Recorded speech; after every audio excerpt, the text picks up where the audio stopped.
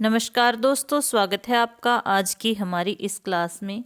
हम लोग एस्टेट 2025 के लिए टीजीटी हिंदी के लिए बसंत भाग 1, 2, 3 के एमसीक्यू पढ़ रहे हैं।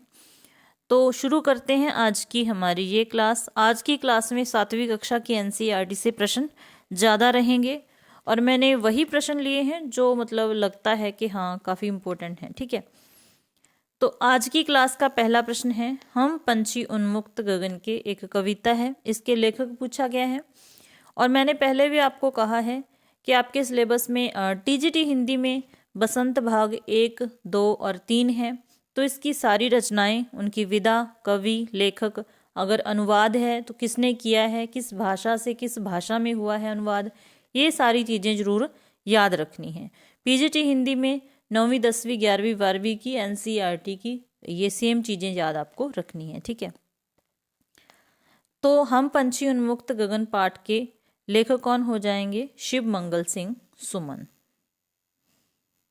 आगे है, पिंजरे की अपेक्षा पक्षियों को क्या अच्छा लगता है? तो आप सभी को पता है कि जो पक्षी होते हैं उनका घर क्या होता है? खुला आसमान। तो पिंजरे में रहकर उन्हें दुख महसूस होता है, वो खुले आसमान में विचरण करना चाहते हैं। तो पिंजरे की जगह पूछा जाए तो आसमान ही अच्छा लगता है। लेकिन अगर पूछा जाए कि पिंजरे में रहकर अच्छे अच्छे पकवान खाने की जगह उनको क्या अच्छा लगता है, तो उनकी जगह नीम की कड़वी निवोरी उन्हें ज़्यादा अच्छी लगती है। तो यहाँ पर फिर आपका आंसर निवोरी हो जाएगा। ठीक है, आगे है, निम्न में से कौन सा सही सुमेलित नहीं है? तो वही है, रचना है, विधा है, उसका लेखक है। सबसे पहले है दादी माँ, एक कहानी है, शिव प्रसाद सिंह की है। ठीक है, उसके बाद है हिमालय की बेटियां, निबंध है, नागार्जुन का है। नीलकंठ एक रेखा चित्र है, महादेवी वर्मा का है। आगे है, ये तीनों ऑप्शन सही है। आगे है, संघर्ष के कारण मैं तुनक मिजाज हो गया, धनराज पिल्ले, एक साक्षात्कार है। किसने लिखा है? टी पद्मनाभन ने। टी पद्मनाभन ने ये लिखा है। ठीक है, थोड़ा सा नाम अजीब सा है, ये गलत है क्योंकि इन्होंने ये नहीं लिखा है। इसका लेखक कौन हो जाएगा? विनीता पांडे। ठीक है, याद रखना है, विनीता पांडे ने ये साक्षात्कार लिखा है, मैं संघर्ष के कारण तुनक मिजाज हो गया। ठीक है, नेक्स्ट है, लेखक की दादी माँ ने किसको पैसे देने से इनकार कर दिया था?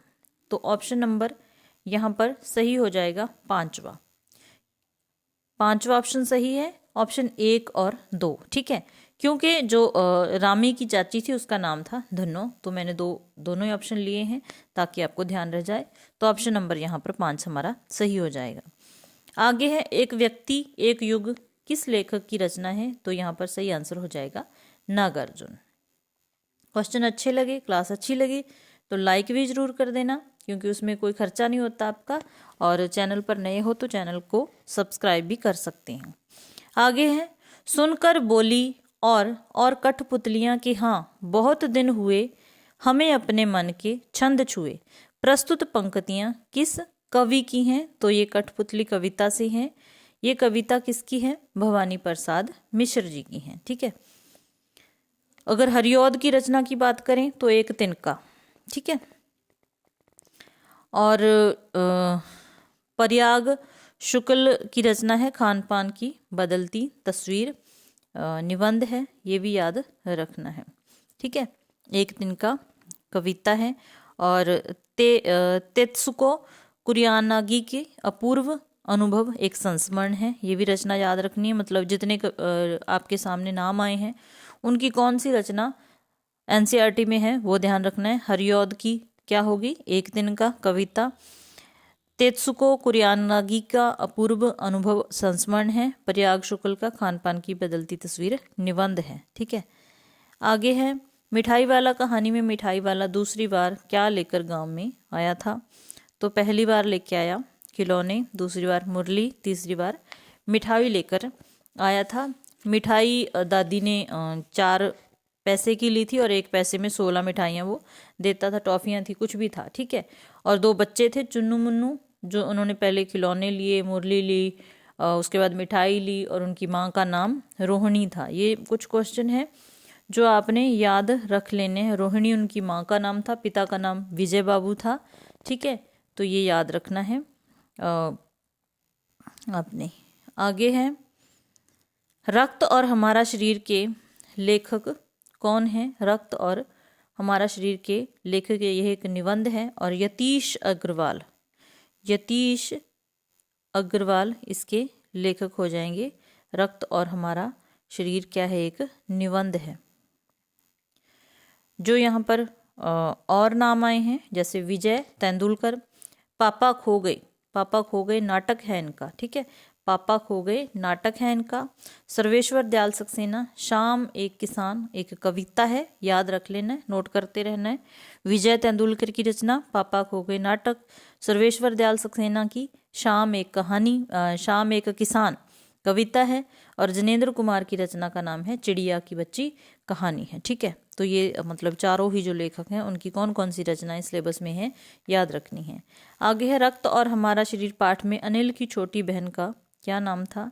तो अनिल की छोटी बहन का नाम था दिव्या, जिसको अनीमिया की बीमारी थी। उसका ब्लड टेस्ट करवाने जाते हैं तो जो डॉक्टर दीदी होती है तो उनको बताती है कि ये एक छोटे छोटे कण होते हैं और 1 मिलीमीटर रक्त में 40 से 55 लाल कण होते हैं जो बालूशाही के आकार के होते हैं। ठीक है, आगे है, निम्न में से कौन सा पापा खो गए नाटक का पात्र नहीं है? तो पापा खो गए एक नाटक है जिसमें सारी निर्जीव चीज़ें होती हैं, जैसे बिजली का खंभा हो गया, पेड़ हो गया, लेटर बॉक्स हो गया, लेकिन उसमें तोता नहीं था, उसमें कौवा था, ये भी याद रखना है। ठीक है, आगे है, काठ की घंटियाँ किसकी रचना है? तो काठ की घंटियाँ सर्वेश्वर दयाल सक्सेना जी की रचना है। नेक्स्ट है, पलाश का जंगल लाल फूल खिलने से किस प्रकार दहक रहा है? तो शाम एक किसान कविता है जो उसमें से है। तो पलाश का जंगल कैसे लग रहा है? अंगीठी की भांति। तो आकाश को एक साफा माना है, किसको किसका प्रतीक माना है ये याद रखना है। सूर्य को चिलम, नदी को चादर, तो ये सारी चीज़ें आपने ध्यान में रखनी है। आगे है, माधव दास ने चिड़िया के लिए किस चीज़ का घर बनाया था? तो सोने का घर बनाया था, इसमें ऑप्शन नहीं है। प्रश्न अच्छे लगे तो एक लाइक अभी कर दो। तोतोचान किसे अपने पेड़ पर चढ़ने का न्योता देती है? तो ये 2 जापानी बच्चों की बात है। ठीक है, जिसमें जासुकी चान एक ऐसा बच्चा था जिसे पोलियो की बीमारी थी। सब बच्चों ने खेल खेल में अपने अपने नाम एक पेड़ कर रखा था कि ये पेड़ मेरा है, ये पेड़ मेरा है, लेकिन जो जासुकी चांद था वो किसी भी पेड़ पर नहीं चढ़ पाता। तो ये बात कहीं ना कहीं जो तोतोचान होती है लड़की, उसे रहती है उसके मन में कि वो उदास रहता है।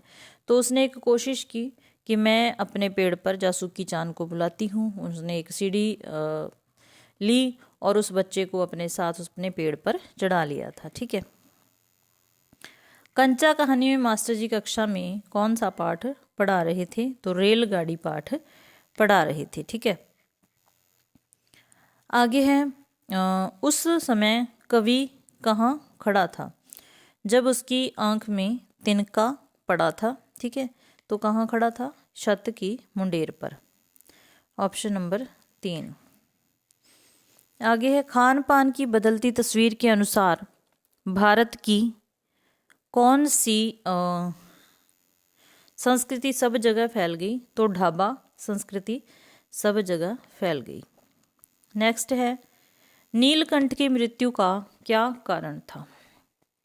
तो ये प्रश्न 2 तरीके से हम इसका उत्तर दे सकते हैं, क्योंकि नीलकंठ हमने बात की है कि महादेवी वर्मा की रचना एक संस्मरण रेखा चित्र है। ठीक है, तो नीलकंठ एक मोर का नाम था, जो उसकी मोरनी थी उसका नाम क्या था? राधा था, राधा उसका नाम था। लेकिन कुछ समय के बाद क्या होता है कि कुब्जा नाम की एक थी तो घायल, उसको कुब्जा नाम की एक मोरनी थी, उसको लेखिका वहाँ ले आती है। वो कुब्जा एक ईर्ष्यालु कह सकते हैं मोरनी थी, उसे नीलकंठ और राधा का साथ साथ रहना अच्छा नहीं लगता। वो राधा को भी मारती है, उसे दूर भगा देती है, उसके अंडे तोड़ देती है और खुद मतलब नीलकंठ के पास रहती है। लेकिन नीलकंठ को कुब्जा के साथ रहना अच्छा नहीं लगता था, तो वो कई कई दिन तक बस छुप के रहता। तो अंत में क्या होता है कि नीलकंठ बिना किसी बीमारी बिना किसी चोट के मर जाता है, उसकी मृत्यु हो जाती है। तो यहाँ पर उसका कारण हम कह सकते हैं कि राधा से विछोड़ा, राधा से विजोग। अगर ऑप्शन में कुब्जा हो तो कुब्जा की ईर्ष्या के कारण वो मतलब ऐसा हो गया, तो इसलिए भी उसकी मृत्यु, उसको भी हम उसका कारण मान सकते हैं, क्योंकि उसकी उनकी हस्ती खेलती दुनिया में कुब्जा का प्रवेश हुआ और उनका मतलब इस तरीके से फिर उसकी बाद में मृत्यु हो जाती है। आगे है वीर कुंवर सिंह पाठ कैसे लेखकों की देन है? तो ये विभागीय लेखकों की देन है। वीर कुंवर सिंह को गोली किसने मारी थी? तो डगलस ने मारी थी। किसने मारी थी? डगलस ने। आगे हैं धनराज पिल्ले मुंबई के किस कॉम्प्लेक्स में रहते थे? तो ये बहुत ही महत्वपूर्ण प्रश्न है। हीरानंद जी पवई कॉम्प्लेक्स में रहते थे, क्योंकि ऐसे प्रश्न कई बार पूछ लिए जाते हैं, तो ध्यान रखना है। उम्मीद है आपको क्लास अच्छी लगी होगी। अच्छी लगी तो लाइक सब्सक्राइब जरूर कर देना। मिलते हैं फिर ऐसी ही नेक्स्ट क्लास में। क्लास देखने के लिए धन्यवाद।